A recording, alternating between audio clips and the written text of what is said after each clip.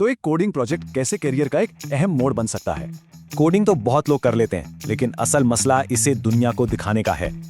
असल फर्क है लोकल कोड से लाइव वेबसाइट का सफर, यानी सबकी पहुंच में।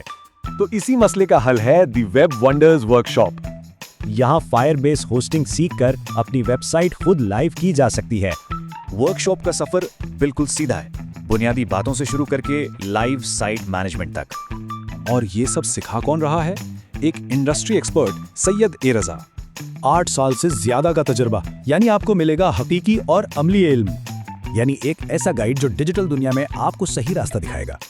ये सिर्फ लेक्चर नहीं, बल्कि आप खुद Node.js और Firebase जैसे टूल्स इस्तेमाल करेंगे। और सबसे अच्छी बात, ये वर्कशॉप और इसके तमाम टूल्स बिल्कुल मुफ्त हैं।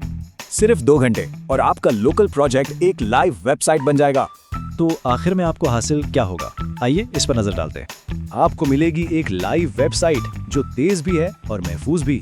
इसे यूं समझें कि आप अपने डिजिटल घर में शिफ्ट हो रहे हैं। यानी सिर्फ वेबसाइट नहीं, बल्कि सर्टिफिकेट और कैरियर गाइडेंस भी मिलेगी।